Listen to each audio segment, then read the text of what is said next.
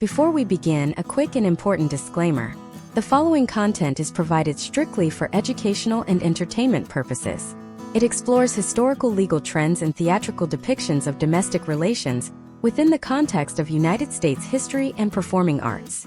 This information does not constitute legal, financial, or professional advice. Laws regarding domestic relations vary significantly by jurisdiction and have changed drastically over the centuries. Viewers are strongly encouraged to conduct their own due diligence and consult with qualified legal professionals regarding any specific legal matters. The historical case studies and potential outcomes discussed are based on archival records and should not be used as a basis for modern legal strategy. Imagine standing on a stage in New York City in 1871. The gaslights are flickering, the audience is hushed, and for the first time in American history, the leading man isn't fighting a duel or winning a war. He is fighting for his right to walk away from his marriage.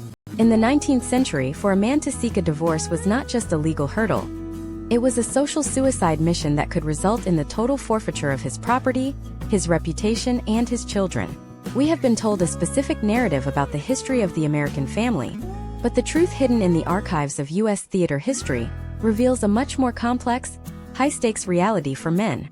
For over a century, the American stage served as the unofficial courtroom where the unwritten laws of masculinity and marital dissolution were debated long before they ever reached the Supreme Court. Today we are pulling back the curtain on the evolution of divorce for men, using the lens of theater to decode how the legal systems we live under today were actually built, layer by layer, through cultural conflict and public spectacle. By the end of this deep dive, you will understand exactly how the fault-based system shaped the modern male experience, why the Reno divorce became a theatrical obsession, and how historical trends in storytelling still influence the potential outcomes of domestic litigation in the 21st century. To understand the male experience of divorce in U.S. history, we must first look at the fault-based era, which dominated the American stage from the mid-1800s through the early 1900s. During this period, divorce was not a mutual agreement. It was a trial of character. In theater, this was personified by the wronged husband or the deceived gentleman. Under the prevailing common law of the time, a man could only obtain a divorce if he could prove his wife had committed a specific egregious act, usually adultery, extreme cruelty, or desertion. However, the theater of the time often highlighted a double standard that is rarely discussed in modern textbooks. While a man could seek a divorce for his wife's infidelity, his own indiscretions were often viewed through the lens of discretion. Yet, if he chose to bring a divorce suit to light, he opened himself up to the recrimination defense. If a wife could prove her husband was also at fault, the court would deny the divorce to both parties, effectively trapping them in a dead marriage as a form of social punishment. Consider the play Divorce by Augustine Daly, which premiered in 1871. This wasn't just a popular drama. It was a cultural phenomenon that ran for hundreds of performances because it tapped into a visceral fear among American men of the era: the loss of the patriarchal household.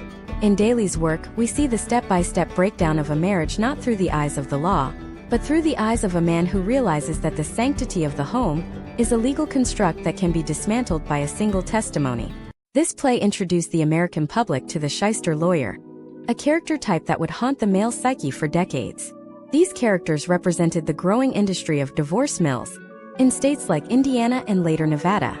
For a man in the late 1800s, the process of divorce was an expensive, multi-stage ordeal. Step 1 was the gathering of evidence, which often involved hiring private investigators, or shadows, to track a spouse. Theater magnified this, turning divorce into a detective genre.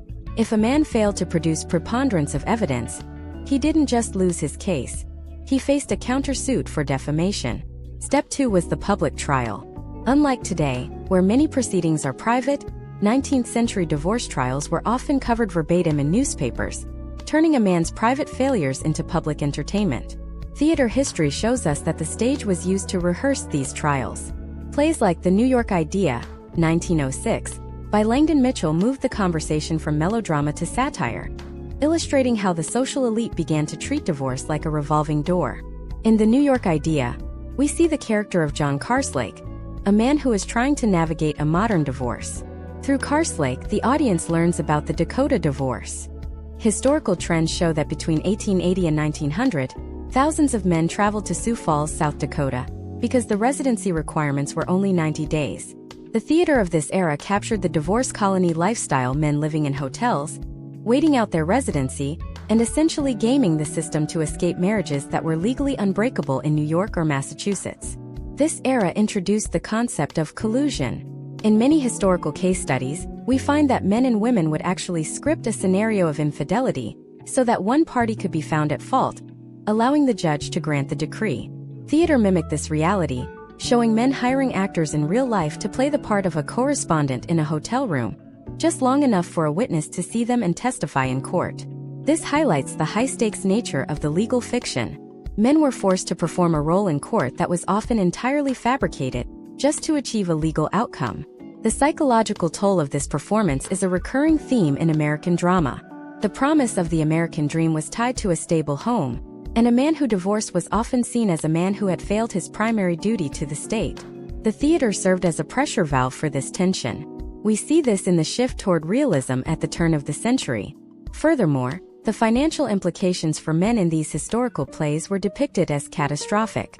We are not just talking about alimony, which was then known as permanent maintenance, but the total transfer of assets.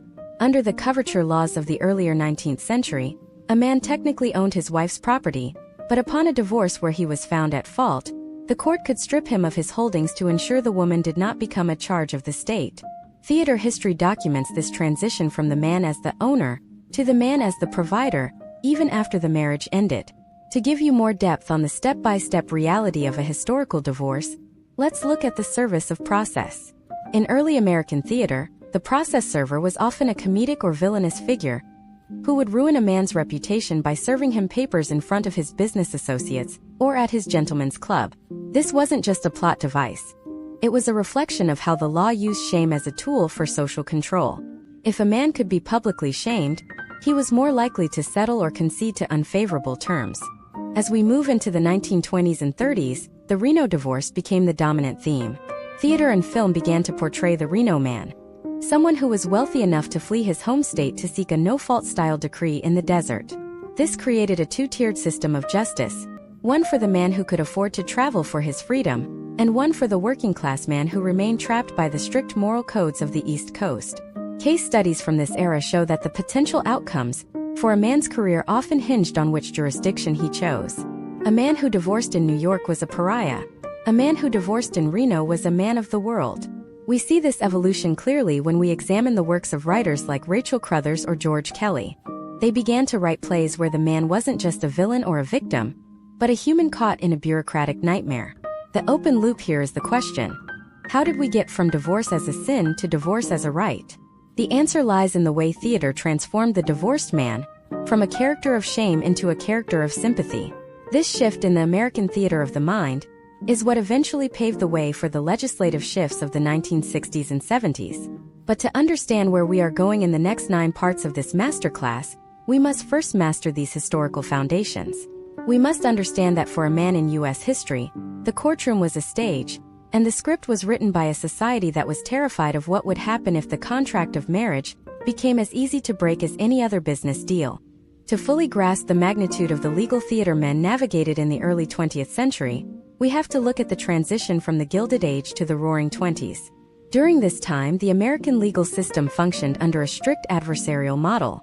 This meant that for a man to exit a marriage, he could not simply cite irreconcilable differences. That concept did not exist in the American lexicon.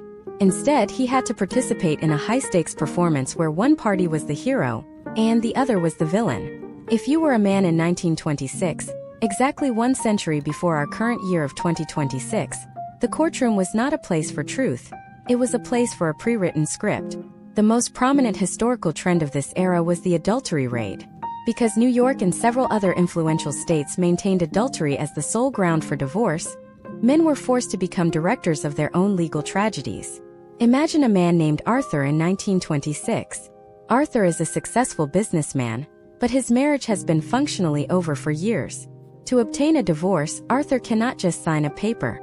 He must hire a private detective agency, which at the time functioned much like a theatrical casting office. Step 1 of this process involved the hiring of a professional correspondent. This was typically a woman whose job was to be found in a compromising position with the husband. Step 2 involved booking a hotel room under an assumed name. Step 3 was the raid itself. Arthur would enter the room with the correspondent, and minutes later, the private detectives, often accompanied by a bribed bellhop or a friend who could serve as a witness, would burst through the door. This staged event was then translated into a legal testimony that sounded like a scene from a Broadway play. The detectives would testify in court about the lack of clothing, dimmed lights, and the scandalous nature of the encounter. This was the theatricality of accusation. If the performance was convincing, the judge would grant the decree. However, if the judge suspected collusion, which was the secret agreement between husband and wife to fake the grounds, the divorce would be denied.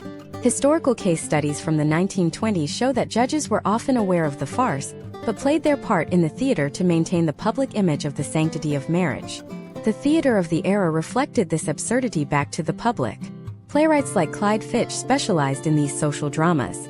In his play The Truth, we see the devastating potential outcomes for men who are caught between social expectations and personal reality. Fitch's work highlighted the step-by-step destruction of a man's reputation when the private theater of the home became a public spectacle. For the U.S. audience in 1926, these plays weren't just entertainment, they were cautionary tales. They showed that a man's greatest asset wasn't his bank account, but his character witness list. If a man lost his character in court, he lost his standing in the community. Another critical element of this historical deep dive is the concept of alienation of affection. This was a legal action that allowed a husband to sue another man for stealing his wife's love. In the theater of the early 20th century, this was a recurring plot device that allowed for explosive third-act confrontations. In reality, it was a brutal financial tool. A man could be sued for thousands of dollars, a fortune at the time, simply for being the other man. This created a secondary theater of litigation where men were pitted against each other, in a battle over property rights, disguised as romantic honor.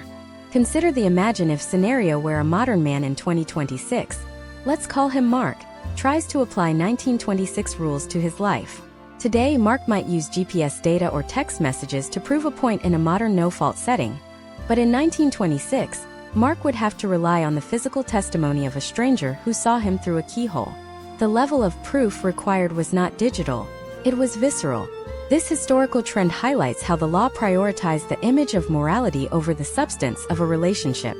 The financial structure of these historical divorces also deserves a deep dive. We must look at the alimony jail phenomenon. In the early 20th century, if a man was ordered to pay alimony and failed to do so, he could be held in contempt of court and incarcerated. This was a common trope in the comedic plays of the 1930s, but the reality was far from funny. There were sections of prisons in New York specifically known as the Alimony Club, where men who were unable or unwilling to pay for the dissolution of their marriages were housed. This created a cycle where a man could not work because he was in jail, and he could not leave jail because he could not pay the arrears. The theater of the time used this to create lovable loser characters, but for the actual men involved it was a systemic trap. Step by step, the legal process for men during this era was designed to be a deterrent. First, the filing of the petition, which was a public document. Second, the answer, where the wife would often counterclaim with allegations of extreme cruelty. In theater, extreme cruelty was often depicted as physical violence, but in the courtroom, it could be as simple as a man refusing to take his wife to the theater or smoking too much in the parlor. This legal elasticity meant that a man never knew exactly what version of himself would be presented in court. Third, the interlocutory decree, a waiting period that usually lasted 6 months to a year. During this time, the man was legally in limbo. He was not married, but he was not single. If he were seen with another woman during this period, the entire divorce could be vacated under the doctrine of recrimination. Historical trends show that this pressure cooker environment led to the rise of the migratory divorce. As men looked for an exit strategy that didn't involve hotel raids or alimony jail, they looked toward the western frontier. This is where the American stage began to shift its setting from the cramped, judgmental parlors of New York to the wide-open, lenient ranches of Nevada. The theatrical narrative began to change from one of punishment to one of liberation. But this liberation came with its own set of rules and its own unique theater. The Reno divorce wasn't just a legal loophole, it was a cultural industry. Men would take a 6-week vacation to satisfy residency requirements. During these 6 weeks, they lived in divorce ranches, which were essentially high-end boarding houses where the residents formed a temporary community of the soon-to-be single. The plays of the late 1930s, such as The Women by Clare Boothe Luce, though focused on the female experience, showcase the male characters as the invisible catalyst for this mass migration. This transition marks a pivotal moment in U.S. theater history. The man was no longer just the provider or the philanderer. He became the fugitive. He was a man running away from an antiquated legal system that demanded a villain. By moving the theater to Reno, men were attempting to rewrite the script of their lives without the adultery raid or the alimony club. However, this led to a massive legal conflict between states. Would a New York court recognize a Reno divorce? This question created a clash of jurisdictions that was as dramatic as any Broadway climax. As we analyze these case studies, we see that the potential outcomes for men were often determined by their geographical location and their ability to perform the role required by that specific state's laws. The deep dive into this era reveals that no fault wasn't a sudden invention of the 1970s. It was a century-long struggle by men and women to move away from the performative cruelty of the adversarial system. But what happened when the fugitive husband returned home? What happened when the theater of the West collided with the rigid morality of the East? In the next part of this masterclass, we will dive into the era of the private eye, where the technology of surveillance began to change the way divorce was dramatized. We will look at how the 1940s and 50s introduced the detective noir element to marital dissolution, turning the American home into a literal crime scene. We will explore the step-by-step mechanics of the mid-century surveillance state and how it redefined the fault for a new generation of American men. The loop is open. Was the Reno escape a true victory, or did it just create a more dangerous game of cat and mouse? The Reno escape was indeed a high-stakes gamble, but the backlash from conservative legal systems in the mid-century created a climate of intensified surveillance that would change the American male experience forever. Entering the late 1940s and early 1950s, we witnessed the birth of what historians call the noir divorce era. This period turned the American home into a literal theater of investigation. For a man living in the United States in 1950, the potential outcomes of a divorce filing weren't just determined by a judge's decree, but by the contents of a private investigator's dossier. This dossier was the script, and the man was often the unwitting lead actor in a tragedy he didn't know was being filmed. To understand the gravity of this shift, imagine if a modern man in 2026, let us call him Christopher, was suddenly stripped of all digital privacy and subjected to 24-hour physical monitoring by a paid professional whose sole job was to catch a moment of human weakness. In the 1950s, this wasn't a dystopian fantasy, it was the standard operating procedure for any high-stakes marital dissolution. The transition from the Reno era to the noir era was driven by a legal doctrine known as full faith and credit. Eastern states began to challenge the validity of Nevada divorces, leading to a legal stalemate where a man could be considered divorced in Reno, but still married in New York. This meant that if he remarried, he could be prosecuted for bigamy. Theater history in the late 40s reflected this paralysis. Playwrights began to focus on the man trapped in the middle. The step-by-step reality of this era began with the rise of the private investigator industrial complex. In the 19th century, detectives were for crimes against property, but in the mid-20th century they were for crimes against the marriage contract. Historical trends show that by 1950 thousands of agencies across the U.S. specialized almost exclusively in matrimonial surveillance. The process for a man during this time was a gauntlet of psychological and financial pressure. Step 1 was the identification of the target. If a wife wanted to secure a favorable alimony settlement or sole custody, she would hire a shadow to follow her husband from his office to his social club. Step 2 was the documentation of vice. This wasn't just about finding another woman. The private eye was looking for any evidence of gambling, drinking, or what was then called ungentlemanly conduct. Step 3 was the presentation of the dossier. In a pre-trial hearing, the mere existence of these photographs or logs was often enough to force a man into a settlement that favored the other party. The theater of this era captured the paranoia perfectly. In plays like The Shrike, which won the Pulitzer Prize in 1952, we see a man named Jim Downs who is literally driven to a psychiatric ward because of the machinations of his estranged wife. The play highlights how the legal definition of mental cruelty was expanded to include almost any behavior that could be framed as emotionally unstable. For the American man, the potential outcomes were increasingly narrow.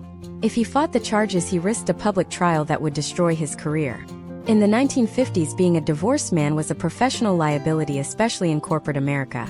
The man in the gray flannel suit wasn't just a literary archetype, it was a social requirement. A divorce was a crack in the armor of the Cold War family unit. This is where we see the emergence of the tender years doctrine in its most aggressive form. This legal principle held that during the tender years of a child's life, usually up to age 7, the mother was the naturally superior parent.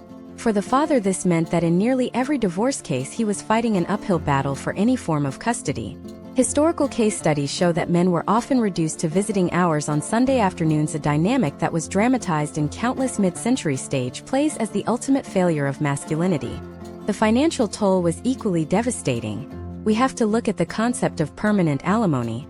Unlike today, where rehabilitative alimony is common, the mid-century trend was to award a wife support for the duration of her life, or until she remarried. This created what theater critics of the time called the alimony slave. A man could be successful in his field, but live in a boarding house because 60% of his income was diverted to a household he was no longer allowed to enter. The step-by-step accumulation of this debt led to the alimony clubs in prisons that we discussed previously, but on a much larger scale. The stage depicted these men as ghosts of their former selves, haunted by the legal theater they could not escape. Let us look at a specific case study from the theatrical world that mirrors the legal reality of 1955. Consider the character of George in Who is Afraid of Virginia Woolf. Although written slightly later, it captures the toxic residual of this era. The marriage is a battlefield where the threat of social and professional ruin is used as a weapon. For a man like George, the potential outcomes are a slow erosion of his dignity within a structure that refuses to let him leave without a total forfeiture of his identity. This was the unwritten law of the mid-century. Furthermore, the technology of surveillance was evolving.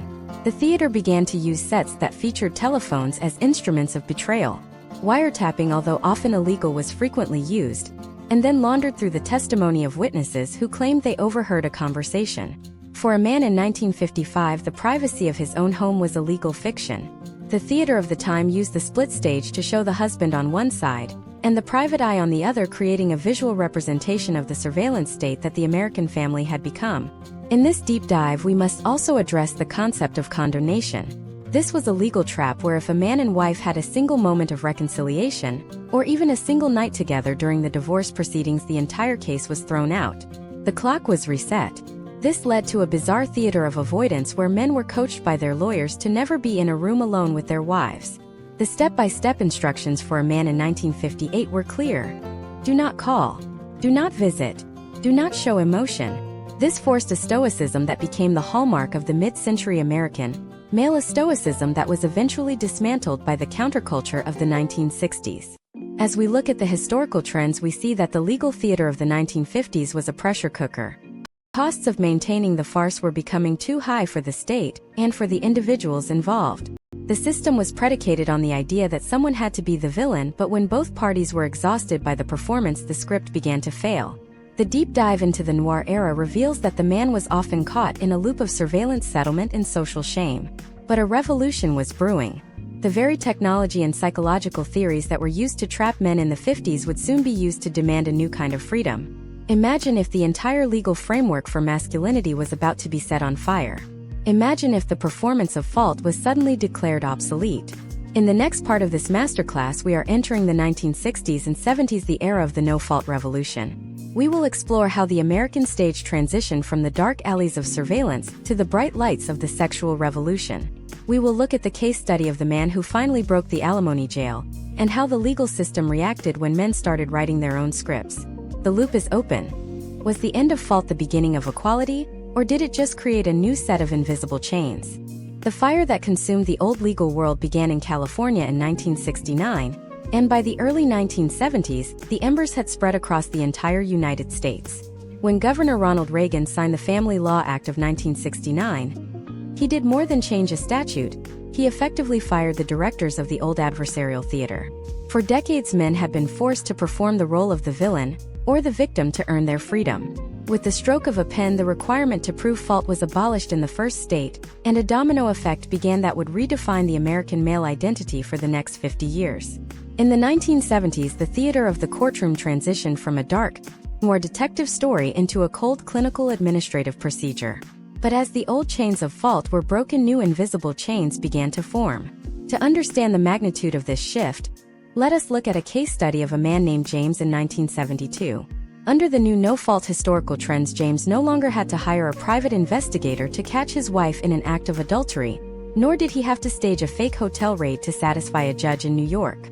The step-by-step process for James in 1972 was radically simplified on the surface.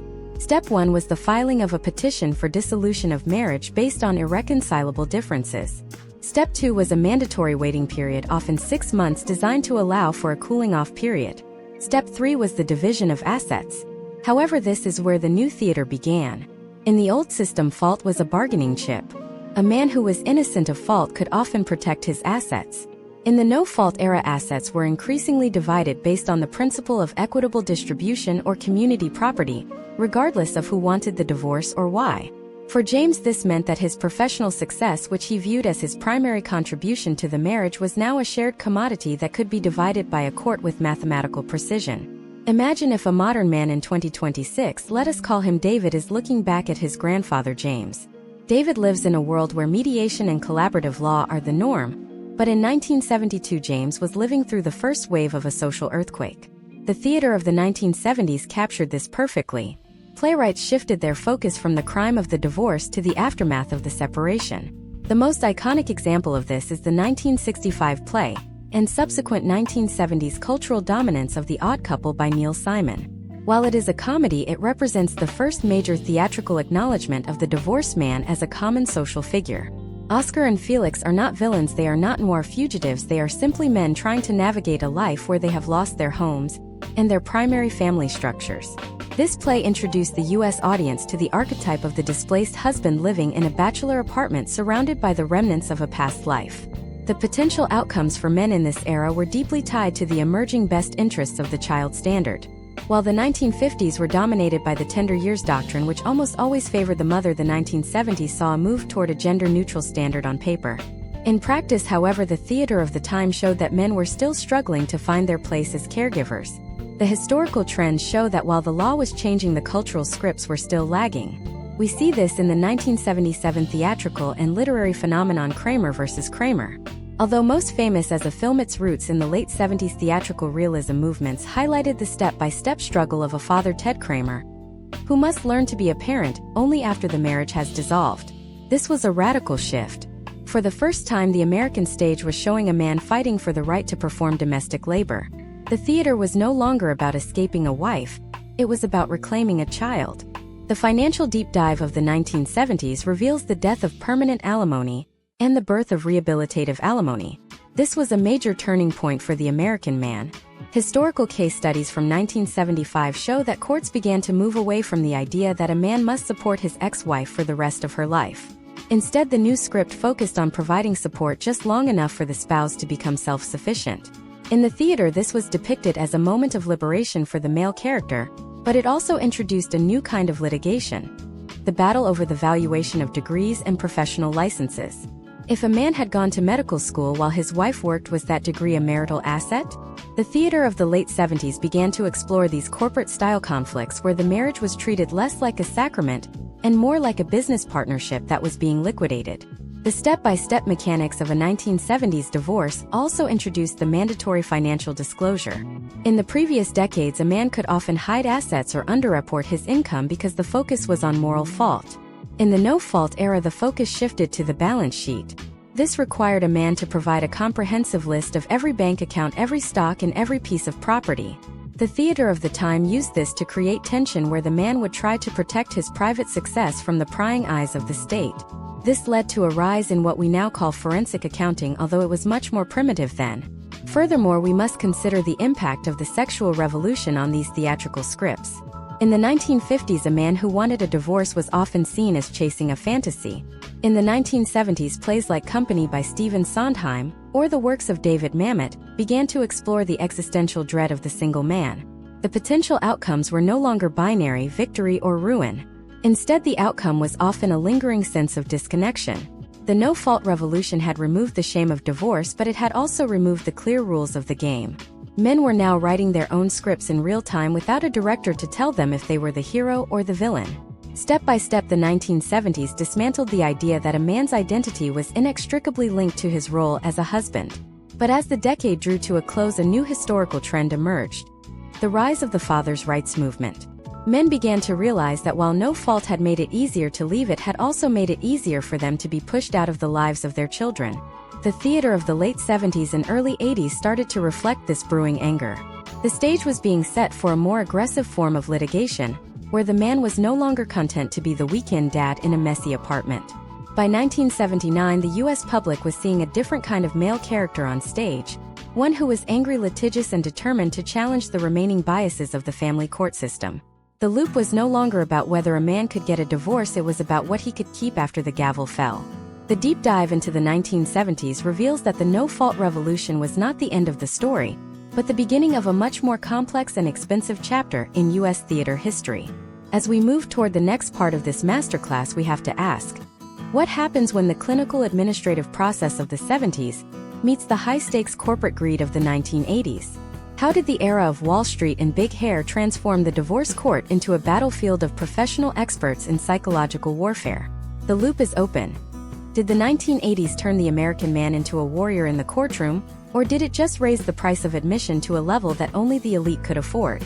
We will dive into the rise of the celebrity divorce and the birth of the scorched earth policy in Part 5. The shift into the 1980s transformed the American divorce from a clinical administrative process into a high-stakes corporate takeover. If the 1970s was about the liberation of the individual, the 1980s was about the valuation of the entity. For men in the United States, the theater of the courtroom suddenly required a much larger cast of characters. It was no longer just a husband, a wife, and their respective counsel. The stage was now crowded with forensic accountants, vocational experts, and child psychologists. This was the era of the scorched earth policy, a term borrowed from military strategy where one party seeks to leave nothing behind for the other. For a man in 1986, the potential outcomes of a divorce were no longer just about personal freedom. They were about the survival of his professional identity and his long-term financial viability. To understand this high-stakes environment, let us look at a case study of a man named Michael in 1986. Michael is a senior vice president at a burgeoning tech firm. He has spent the last decade building a career that defined his place in the world. When his marriage enters the dissolution phase, he quickly realizes that his divorce is being treated like a hostile merger and acquisition. Step 1 of this 1980s style process is the tactical filing. In the 80s, the choice of the judge and the venue became a theatrical science. Attorneys, now taking on the role of the bomber, would look for a jurisdiction known for its rigid interpretation of marital assets. Step 2 was the temporary hearing, which established the status quo. In the 1980s, the status quo was everything. If Michael was ordered to move out of the family home during this initial stage, he was effectively ceding the psychological high ground of the case. Imagine if a modern man in 2026, let us call him Robert, tried to navigate his divorce with the same intensity as Michael did in 1986. Today, Robert might be encouraged toward mediation or collaborative law, systems designed to lower the temperature. But for Michael, the temperature was the point. The 1980s introduced the deposition as the primary pretrial theater. This was a grueling hours-long performance under oath where every aspect of a man's life was scrutinized. The goal of the deposition wasn't just to gather facts. It was to break the opponent's will. Historical trends show that the length and cost of discovery, the process of exchanging information, exploded during this decade. A man could spend tens of thousands of dollars just on the process of identifying what he actually owned. The theater of the 1980s reflected this aggressive energy. We see it in the works of playwrights like David Mamet, whose razor-sharp, combative dialogue captured the transactional nature of human relationships.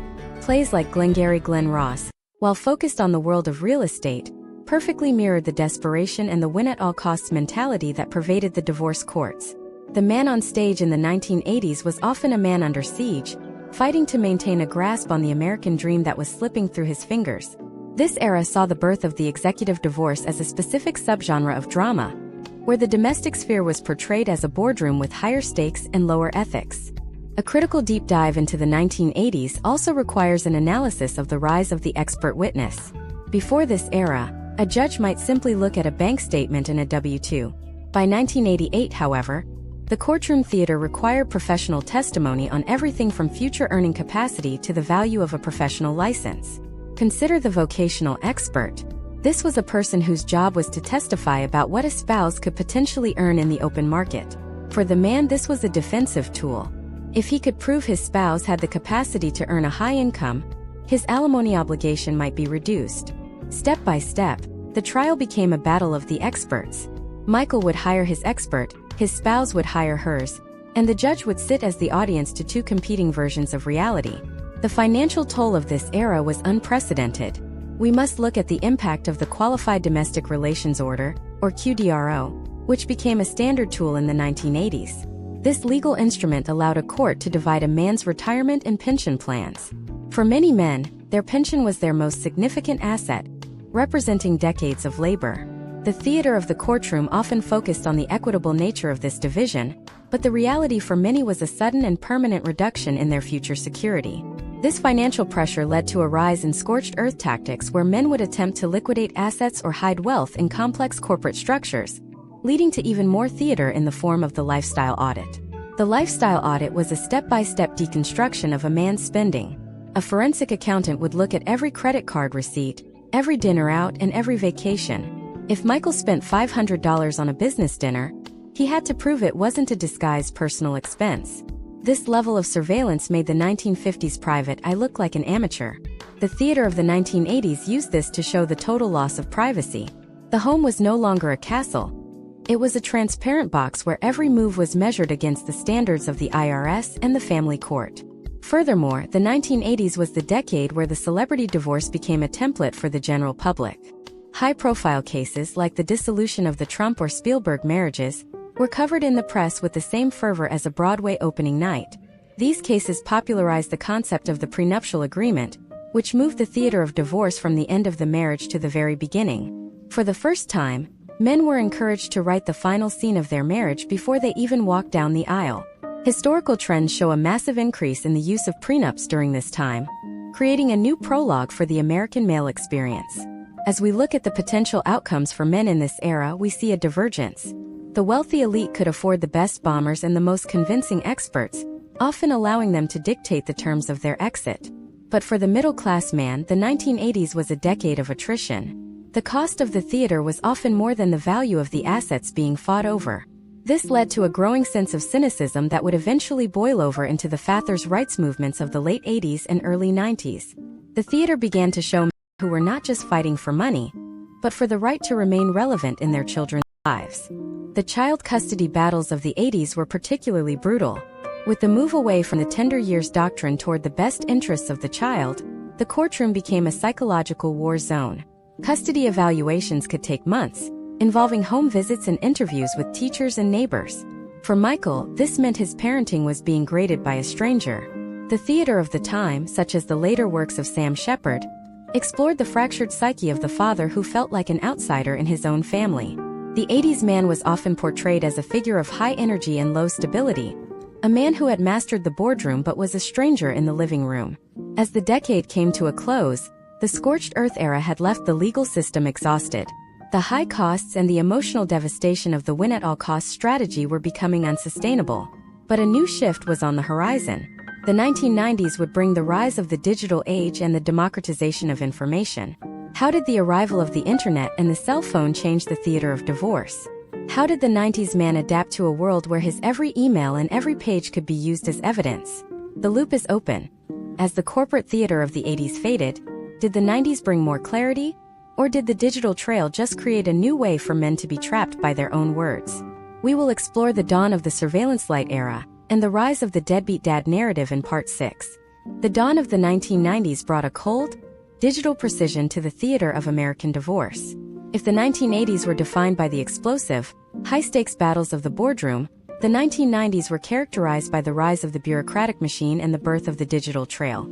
For men in the United States, this decade introduced a new kind of surveillance that was less about private eyes in trench coats and more about data points, federal mandates, and a pervasive cultural narrative that would haunt the American stage for years: the rise of the deadbeat dad. This was the era where the state stopped being a mere referee and started becoming a persistent, automated participant in a man's domestic life. For a man in 1994, the potential outcomes of a divorce were no longer just decided in a mahogany-paneled courtroom. They were tracked by federal databases and broadcast on daytime television, creating a social stigma that rewrote the script of masculinity. To understand the mechanics of this shift, Let us look at a case study of a man named Jason in 1994. Jason is a mid-level manager at a growing retail chain. Unlike the 1980s executive who fought over stock options, Jason is part of the shrinking middle class.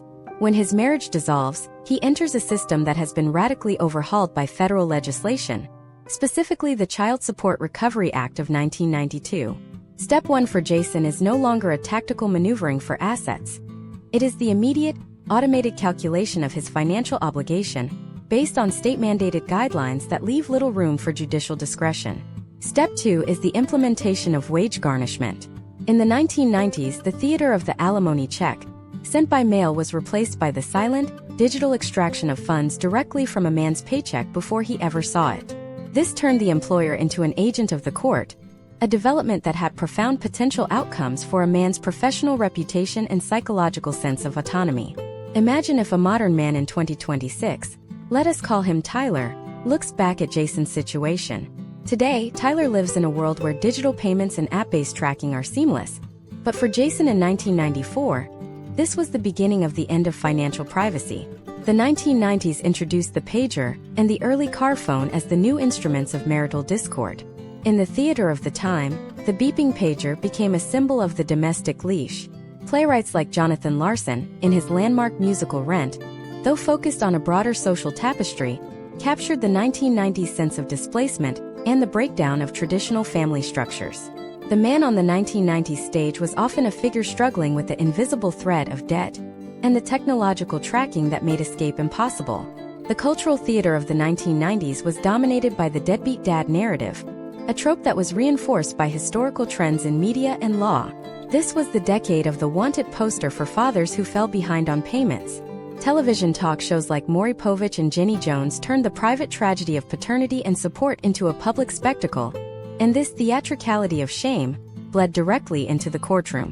For Jason, if he lost his job or faced a medical emergency, the Bradley Amendment of 1986, which hit its full stride in the 90s, prohibited judges from retroactively reducing child support arrears. This created a step-by-step trap. Jason could not pay because he was unemployed, but the debt continued to mount with interest, and because it could not be reduced, he faced the very real potential outcome of losing his driver's license or professional certification under new state laws designed to crack down on noncompliance. In U.S. theater history, the 1990s stage reflected this systemic claustrophobia. We see it in the face theater movement and the works of writers like David Mamet and Neil LaBute. In LaBute's The Shape of Things or In the Company of Men, the male characters are often portrayed as either predatory or utterly emasculated by a society that has categorized them before they even speak. The 90s man was a character under a microscope. The step-by-step deconstruction of his character was no longer about a single act of fault, but about a cumulative record of his digital and financial compliance. This era saw the rise of the visitation center as a new theatrical setting, a sterile, government-monitored room where fathers were permitted to see their children under the watchful eye of a social worker. This was a far cry from the Sunday afternoon park visits of the 1950s. It was a regulated, audited performance of parenthood. The financial deep dive into the 1990s also reveals the impact of the 1997 Adoption and Safe Families Act, which, while focused on foster care, influenced the broader family court culture by prioritizing permanency over parental rights.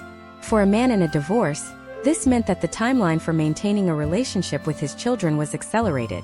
If he could not perform as a stable, high-earning provider within the state's specific window, he risked being written out of the script entirely. The theater of the late 90s, such as Patrick Marber's Closer, stripped away the polite veneers of the past to show the brutal, transactional nature of modern love. The surveillance light of this era involved the early use of email and internet chat rooms. A man's digital footprint was beginning to emerge as a primary piece of evidence.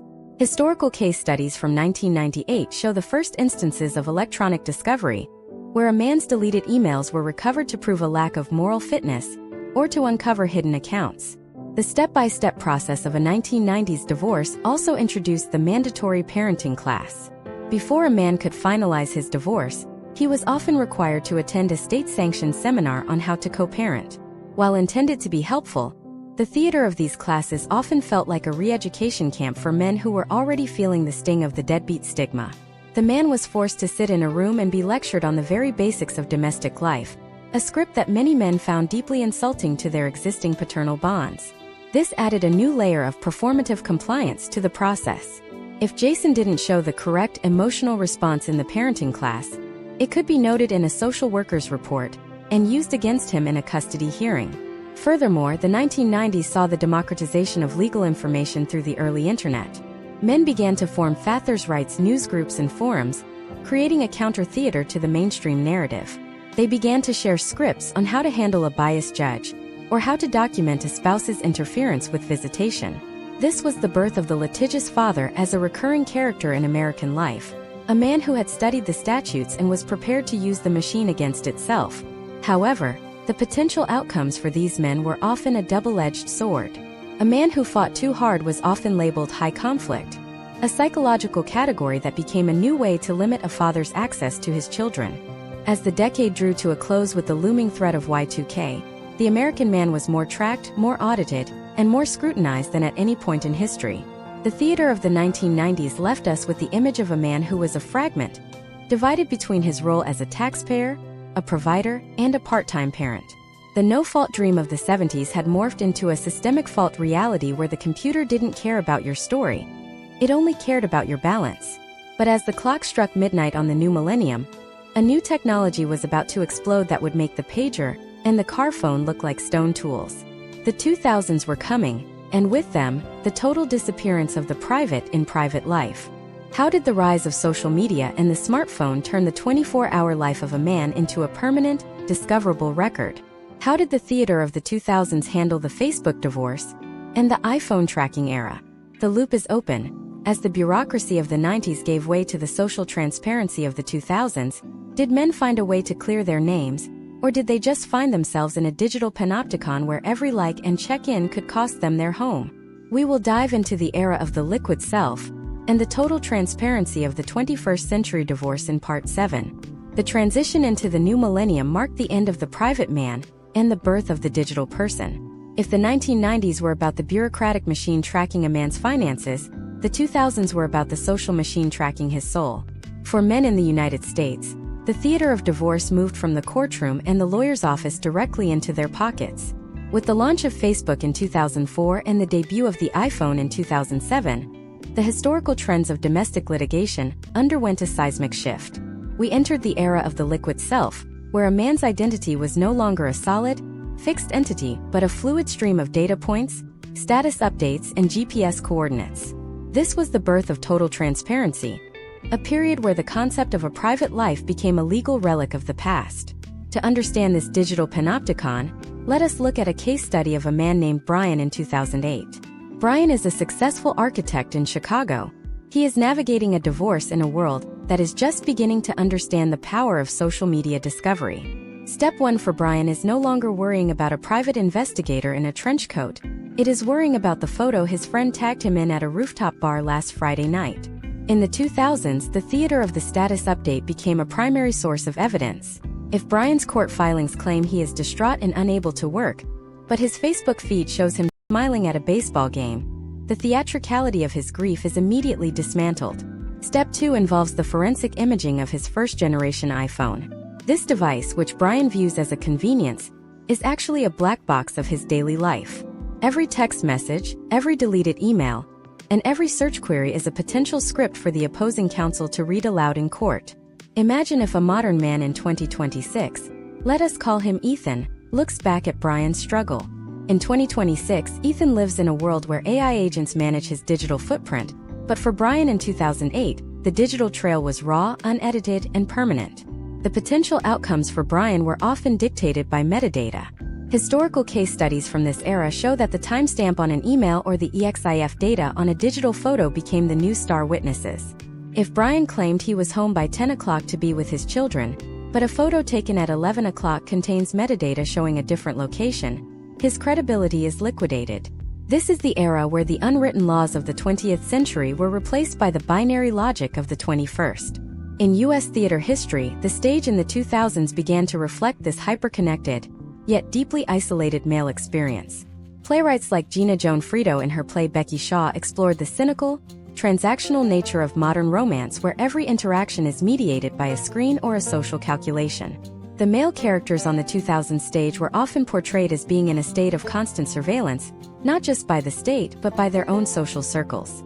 The theater moved away from the grand, sweeping dramas of the 80s and toward a more claustrophobic, dialogue-heavy realism. The stage set often featured laptops and buzzing cell phones as central characters, representing the invisible threads of the digital panopticon. A deep dive into the financial theater of the 2000s reveals the impact of the 2008 financial crisis on the divorce process. This was a pivotal moment for the American man. As the housing bubble burst and the stock market plummeted, the valuation of marital assets became a theatrical nightmare.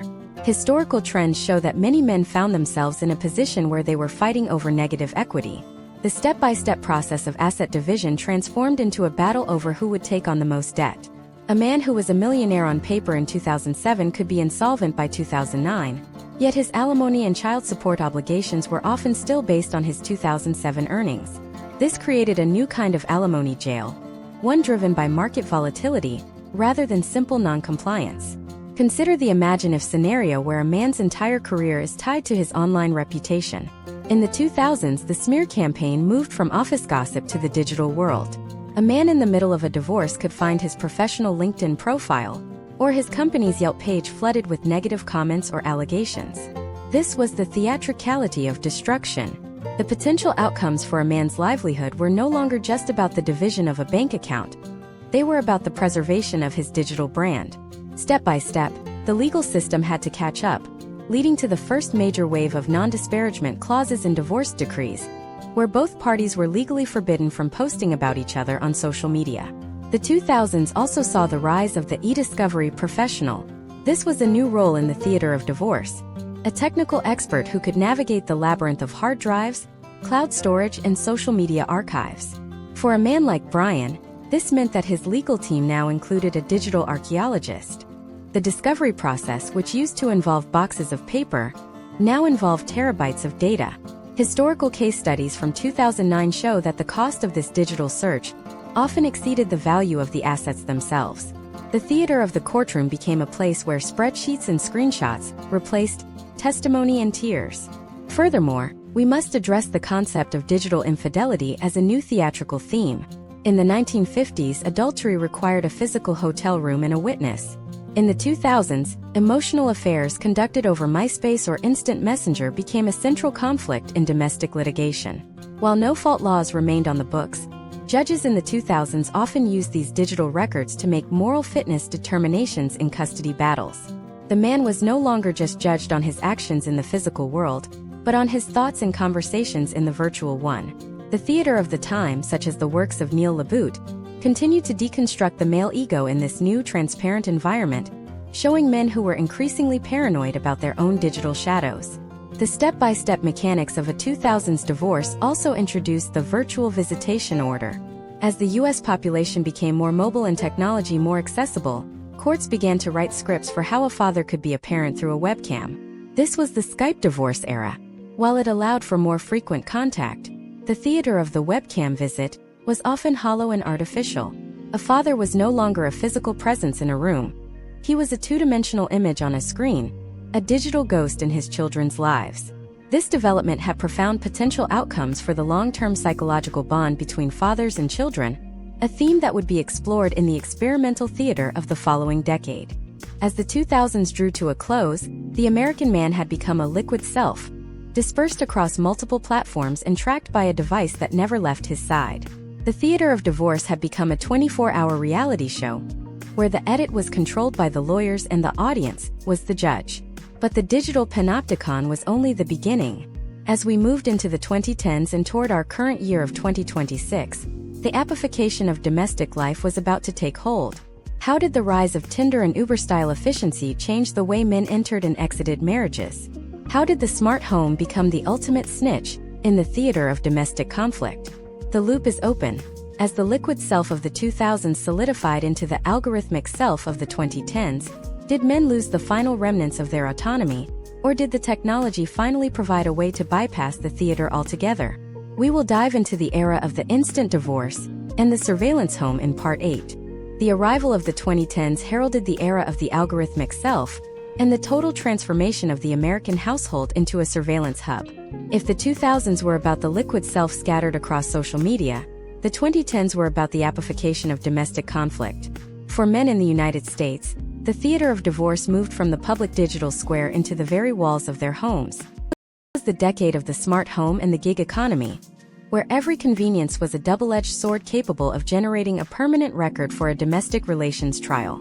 By the time we reached the mid-2010s, the potential outcomes for men were being shaped by data points that didn't even exist 10 years prior. This era saw the rise of the surveillance home, where the traditional privacy of the four walls was replaced by an interconnected web of microphones, cameras, and sensors. To understand the sheer granularity of this new theater, let us look at a case study of a man named Kevin in 2018. Kevin is a software engineer in Austin, Texas. He is navigating a divorce in a world where his house has become a witness for the prosecution. Step 1 for Kevin is the digital forensics of his smart home ecosystem. In 2018, historical trends showed that smart doorbell cameras and voice-activated assistants were being subpoenaed with increasing frequency. In the old theater of the 1950s, a neighbor might testify that they saw a man come home late. In Kevin's 2018 reality, his Ring doorbell provides a high-definition, time-stamped video of every person who enters or leaves his home. Step 2 involves the smart thermostat. If Kevin claims in a custody hearing that he was home providing a stable environment for his children, the logs from his Nest thermostat can be used to show the exact movements between rooms, or even if the house was unoccupied during his designated parenting time. Imagine if a modern man in 2026, let us call him Ryan, compares his situation to Kevin's. In our current year of 2026, Ryan's entire life is integrated with AI-driven home management, but for Kevin in 2018, the novelty of these gadgets made them particularly dangerous. Kevin didn't realize that his voice-activated assistant could be triggered by an argument, potentially recording snippets of a high-stress domestic moment that could later be played back in a courtroom to prove emotional volatility. This is the theatricality of the unintended record. The theater of the 2010s began to reflect this technocratic claustrophobia. In U.S. theater history, we see this shift in plays like The Nether by Jennifer Haley or The Realistic Joneses by Will Eno, where the dialogue is often punctuated by the sterile interruptions of technology. The male characters in these plays are often portrayed as being trapped in a loop of digital feedback, unable to find a private space that isn't being logged by a server. The 2010s also introduced the concept of the transactional rebound. With the explosion of dating apps like Tinder and Bumble, the historical trends of post-separation behavior were radically accelerated. For a man like Kevin, the step-by-step process of moving on was now documented on a server in Silicon Valley. In a high-stakes divorce, the timeline of a man's dating life became a central plot point. If Kevin swiped right while he was still living in the marital home, that data could be used to paint a narrative of marital waste of funds spent on dates, or to challenge his commitment to reconciliation. This led to the rise of the app audit, where lawyers would demand a man's entire swipe history to look for inconsistencies in his testimony. The financial theater of the 2010s deep dive must also address the rise of cryptocurrency and decentralized finance. During this decade, we saw the first major cases of digital asset hiding. Historical case studies from 2017 show that as Bitcoin's value skyrocketed, men who were early adopters often found themselves in a new kind of legal theater. Step 1 was the forensic blockchain analysis. Unlike a traditional bank account, a hardware wallet could be hidden in a sock drawer, but the public ledger provided a trail that a determined forensic expert could follow. This created a high-stakes game of cat and mouse where the man's technical literacy was his only defense against a system that was rapidly learning how to track invisible wealth. The potential outcomes for men in these cases often hinged on whether they could prove the source of the initial investment, or if the asset was considered a marital gift. In the realm of child custody, the 2010s saw a massive legislative push for equal shared parenting as a default starting point. Historical trends show that by 2018, several states had passed laws encouraging or requiring judges to start with the assumption that 50-50 custody was in the best interest of the child. This was a monumental shift in the theater of the courtroom. The father was no longer fighting to be a visitor. He was fighting to maintain his status as a full-time parent. However, this led to the theatricality of microparenting, where every school pickup, every doctor's appointment, and every missed soccer practice was logged in apps like Our Family Wizard. These apps, mandated by many courts, turned co-parenting into a permanent, discoverable chat log. For Kevin, This meant that a single late-night text message sent in anger could be flagged by the app's tone meter and used as evidence of his inability to co-parent effectively. The theater of the late 2010s captured the psychological toll of this constant auditing. We see it in the in-your-face revivals and new works that focused on the fragmentation of the male psyche. The man on stage was often shown staring at a screen, his face illuminated by the blue light of a smartphone, representing the notification stress that defined the modern divorce. The stage design moved away from the realistic living rooms of the past and toward abstract spaces where screens projected the character's internal digital monologue. This reflected the reality that for a man in 2019, his divorce wasn't happening in a room. It was happening in the cloud. Furthermore, the 2010s introduced the Uberization of legal services. The rise of unbundled legal services and online divorce mills meant that the theater was becoming more accessible, but also more dangerous. Men who couldn't afford the $500 an hour bomber from the 1980s were now using apps to file their own papers. This led to a step-by-step increase in pro se litigants, men representing themselves. The theater of the courtroom changed from a battle of professional actors to a chaotic open mic night, where men were often their own worst enemies, failing to understand the complex rules of evidence in a digital age. As the decade drew to a close and we approached the global lockdowns of the early 2020s, the surveillance home was about to become the total home. The distinction between work, play, and family life would vanish, and the theater of divorce would be forced to adapt to a world where the courtroom itself was a Zoom window. How did the isolation of the 2020s turn the domestic pressure cooker into a global explosion of filings? How did the man of the 2020s handle the virtual trial and the rise of AI-driven custody evaluations? The loop is open. As we enter the final chapters of our masterclass, we are moving into the current landscape of 2026. We will explore how the algorithmic self evolved into the predictive self, where the court doesn't just look at what you did, but what the AI predicts you will do. We will dive into the era of the smart contract divorce and the final disappearance of the human element in U.S. theater history. The ultimate question remains: in a world where the script is written by an algorithm, is there any room left for the man to be the hero of his own story? We will explore the synthetic divorce and the future of domestic relations in Part 9. The world changed forever in the spring of 2020, but the true impact on the American male experience didn't crystallize until we entered the mid-2020s. We have moved beyond the era of the physical courtroom and into what historians are now calling the synthetic divorce. This is the period where the traditional theater of human emotion has been replaced by the sterile efficiency of the algorithmic interface. If the 2010s were about the surveillance home, the 2020s, leading up to our current year of 2026, are about the predictive self. For a man in the United States today, the potential outcomes of a marital dissolution are often determined by a machine learning model before he even sits down with a mediator. The theater has transitioned from a public stage to a private simulation. To understand the mechanics of this synthetic era, let us look at a case study of a man named Alex in 2024. Alex is a remote work consultant living in a suburban tech hub. When his marriage enters the final stage, he doesn't go to a courthouse. Instead, he logs into a state-sanctioned dispute resolution portal. Step 1 for Alex is the data ingestion phase. The portal requires Alex to link his primary bank accounts, his smart home logs, and his social media archives. The AI doesn't just look at his current balance. It analyzes his spending patterns over the last 5 years to identify what it labels as financial anomalies. Step 2 is the predictive profiling. The algorithm compares Alex's data against 10,000 similar historical case studies in his jurisdiction to generate a probability curve of how a human judge would likely rule on asset division and alimony. Imagine if a man from the 1970s no-fault revolution could see Alex today. In 1972, a man fought for the right to leave without a reason. In 2026, Alex is fighting against a machine that has already decided his reason for him, based on his search history and his heart rate data from his wearable fitness tracker. The potential outcomes for Alex are presented as a percentage of certainty. The theater of the courtroom has been replaced by the theater of the dashboard. This is the ultimate evolution of the bureaucratic machine we saw in the 1990s. The human element, the ability to look a judge in the eye and explain the nuances of a life lived, is being phased out in favor of the clinical accuracy of the synthetic record. In U.S. theater history, the stage in the early 2020s reflected this profound sense of digital isolation. We see this in the rise of the Zoom play and experimental works that utilize augmented reality, playwrights began to explore the glitch in the male identity.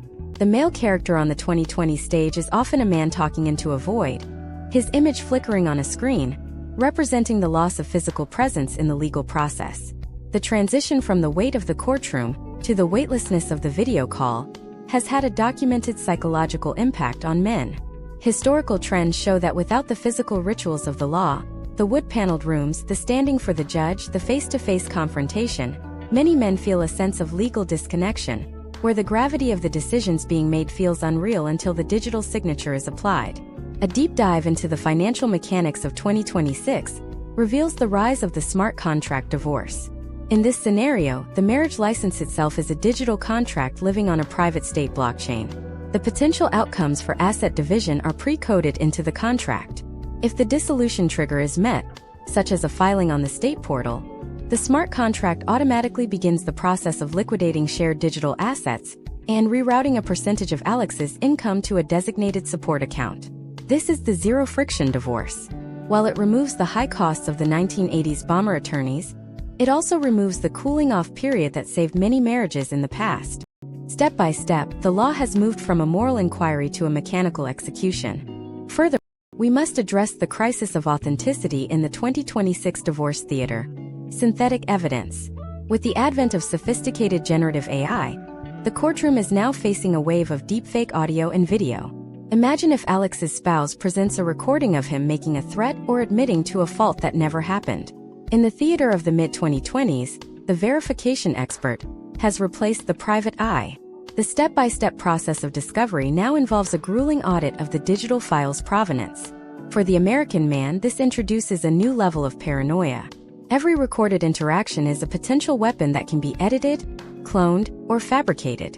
The theater of the law is now a battle over what is real and what is synthetic. In the realm of child custody, we are seeing the rise of the algorithmic parenting plan. Historical trends in 2025 show that many jurisdictions are using predictive stability models to determine custody. These models analyze the father's work schedule, his physical proximity to the school, and even the nutritional value of the groceries he buys. For a man like Alex, his parenting score is a live metric.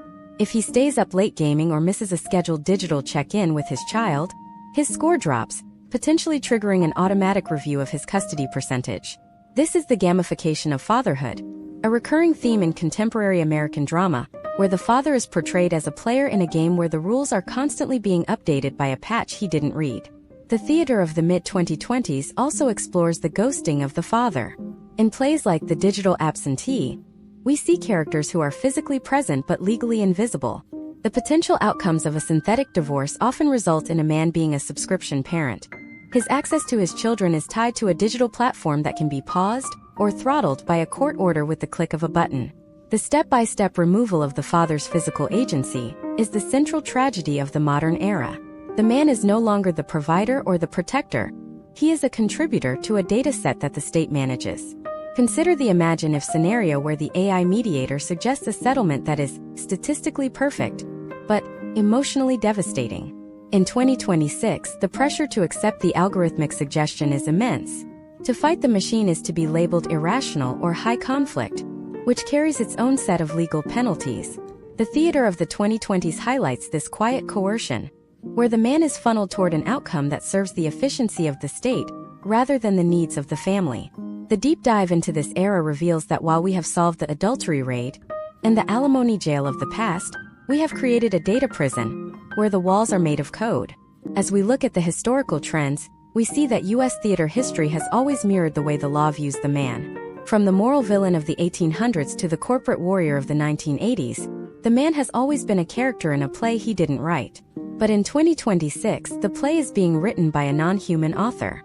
The synthetic divorce is the final act of the traditional legal system. But what comes after the machine takes over? What happens to the human soul when the most intimate parts of our lives are managed by a service-level agreement? The loop is open. We have traveled from the gaslit stages of 19th century New York to the glowing screens of the 2026 digital portal. We have seen the evolution of fault, the revolution of no fault, and the automation of the algorithmic era. But there is one final piece to this masterclass. In the 10th and final part, we will look at the post-divorce man, the survivor of the theater. We will explore the new masculinity that is emerging from the ashes of the synthetic era, and how the American man is finally beginning to write his own script, outside the courtroom and off the stage. How do we reclaim the narrative in a world of data? The final curtain is about to rise. We will conclude the deep dive in part 10. We have reached the final stage of this masterclass, a moment where the historical trends of the last 2 centuries collide with the reality of life in 2026. The journey from the gaslit theater of 1871 to the algorithmic portals of today has been a transformation from physical property to digital persona. But for the man standing in the aftermath of a 2026 dissolution, the question is no longer how to win the case, but how to survive the script. We are entering the era of identity sovereignty. This is the period where men are finally looking at the collective historical record of U.S. theater history and deciding to write a new finale. To understand this final shift, we must look at how the American man reconstructs his life after the machine has finished its work. Let us look at our final case study, a man named Marcus in 2026. Marcus has just completed his synthetic divorce. The AI has divided the assets, the smart contracts have triggered the payments, and the predictive parenting plan is in place. Marcus is legally single, but he is haunted by the data. Step 1 for Marcus in this post-divorce landscape is the digital reputation audit. In the historical trends of the 2020s, a man's divorce is a permanent part of his social credit. If Marcus wants to re-enter the dating market or apply for a high-level executive position, his digital footprint carries the weight of the algorithmic judgment. The potential outcomes for Marcus are heavily influenced by how he manages this transition. He must move from being a subject of the data to being the curator of his own narrative. Imagine if a man from the 1920s alimony club could speak to Marcus. In 1926, the man's shame was local. It lived in the whispers of his social club and the columns of the local newspaper. In 2026, the shame is global and searchable. The theater of the 21st century has responded to this by creating a new genre of performance, the authentic reemergence. We see this in the rise of experiential theater and solo performances where men take to the stage to deconstruct the legal scripts that tried to define them. This is the theater of the undivorced mind. In U.S. theater history, we are seeing a shift away from the victim-villain binary of the 19th and 20th centuries. The 2026 male character is often portrayed as a survivor of a system that prioritized efficiency over empathy. Step by step, the process of reclaiming identity in 2026 involves a total overhaul of the male's social structure. Historical case studies from the last 5 years show a massive increase in the formation of men's legacy circles. These are not the embittered fathers' rights groups of the 1990s. They are sophisticated networks of mentorship focused on identity sovereignty. For Marcus, step 2 is the disentanglement of his self-worth from the legal decree. In the 1950s, a man's worth was his ability to provide despite the divorce. In the 1980s, it was his ability to win the corporate battle. In 2026, it is his ability to maintain his personal agency in an automated world. The theater of this era, such as the works emerging from the virtual reality stages of New York and Los Angeles, focuses on the man who refuses to be a data point. The financial deep dive of the post-2026 era also reveals a trend toward decentralized life planning. Because the synthetic divorce has made traditional asset structures so vulnerable to algorithmic seizure, men are increasingly moving toward new forms of wealth preservation. This is the theater of the hidden ledger. We are seeing a move back to physical assets, land, art, and tangible commodities that exist outside the reach of a smart contract. This is a direct reaction to the transparency era of the 2000s and 2010s. The American man is learning to build a life that is both transparent to the law but private to the soul. This creates a fascinating tension on the modern stage. The man who lives a public digital life while maintaining a private, analog sanctuary. Furthermore, we must address the evolution of the father-child relationship in this final act. The 2010s were about the appification of parenting, but in 2026, we are seeing a pushback against the gamification of fatherhood. Men are increasingly seeking off-grid parenting arrangements where they can interact with their children without the monitoring of an AI tone meter. The theater of the mid-2020s, like the play The Analog Father, highlights the struggle of a man trying to teach his son how to fish or build a fire in a world where every movement is supposed to be logged for a custody auditor. This is the high-stakes battle for the human element in the American family. The potential outcomes for the next generation hinge on whether men like Marcus can successfully bridge the gap between the digital requirement and the biological bond. Historical trends also show a change in the way masculinity is dramatized. In the 19th century, masculinity was a performance of honor. In the mid-20th century, it was a performance of stability. In the late 20th century, it was a performance of power. In 2026, masculinity in theater is a performance of resilience. The post-divorce man is the one who has seen the machinery of the state at its most clinical and has come out the other side with his humanity intact. This is the message of the modern American stage. We are seeing a renaissance of plays that celebrate the quiet strength of the man who has lost his home and his status but has found his voice. The step-by-step reconstruction of Marcus's life leads to a final critical realization. The theater of the courtroom was never about justice. It was about social control. By understanding the history of this control, from the adultery raid to the predictive profile, the American man can finally see the bars of the cage. And once you see the bars, you can begin to walk through them. In 2026, the potential outcomes for men who engage in this level of historical deep diving are transformative. They no longer see a divorce as a final act, but as a mid-play transition. As we conclude this deep dive masterclass, we must look at the imagine if scenario of the future. Imagine if, by the year 2030, the legal theater has become so automated and so synthetic that it loses all cultural power. Imagine if men and women begin to bypass the state portals entirely, moving toward private, community-based resolutions that resemble the pre-theater era of the early American frontier. This would be the ultimate closing of the loop. The theater of divorce would return to the private sphere, and the man would once again be the master of his own domestic script. We have explored 10 parts of a narrative that has shaped the American psyche. We have seen how the law uses the stage to rehearse its power, and how the stage uses the law to reflect our fears. For the man in 2026, history is not a burden. It is a map. It shows where the traps are laid and where the exits are hidden. Whether you are a student of history, a professional in the field, or someone navigating these waters yourself, the lesson of U.S. theater history is clear. The script is only final if you stop acting. This concludes our 10-part deep dive. You now possess a comprehensive understanding of the evolution of domestic relations through the lens of the American stage. From the flickering gaslights of the 19th century to the glowing algorithms of 2026, the story of the American man is one of constant adaptation. The curtain is falling on the synthetic era, but the lights are just coming up on a new kind of freedom. The loop is closed on the past, but it remains open for the future. As technology continues to evolve and the legal landscape shifts under our feet, what will be the next major theatrical movement to capture the male experience? How will the rise of Neuralink data and biometric litigation redefine the boundaries of the family? The stage is being reset even as we speak. Stay informed, stay resilient, and always be ready to write your next act.